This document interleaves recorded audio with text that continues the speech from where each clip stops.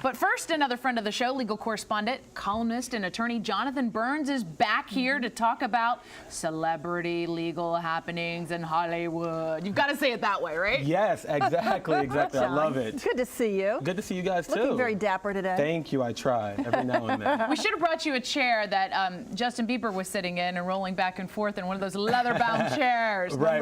What did you think about that deposition video? Well, I reacted similar to the rest of the world. I thought he was acting very obnoxious. I thought he was arrogant. I thought he was incredibly cocky, completely disrespectful. But again, I do kind of understand some of the frustration that he was basically feeling over the course of deposition. Mind you, it was a 4-hour-long deposition, which is very long. And many of the questions that the attorney was asking was somewhat unrelated to the underlying litigation. Because remember, this litigation is in connection to a lawsuit being brought by a photographer who was claiming that Justin Bieber directed his bodyguard to attack him. So he was asking questions about Selena Gomez, about his trip to Australia, about his relationship with Usher. So I thought that was really unrelated. Well, let's talk about what he had to say when the questions came up about Selena, because he really took offense to those comments. Absolutely. He was very hostile. But again, you have to remember, you're there for a reason, and then begin asking you questions more as a journalist as opposed to an attorney. So I think Justin Bieber,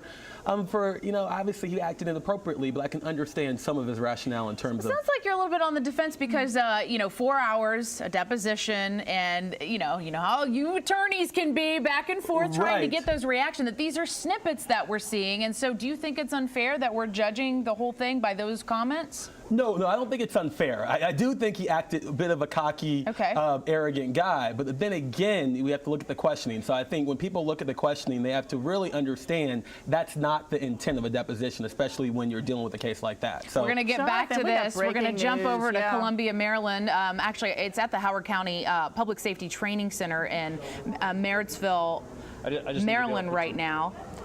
And we're going to listen in now to the William McMahon. He is Howard County Chief of Police, and he's talking about an update on the January shooting incident at the Columbia Mall.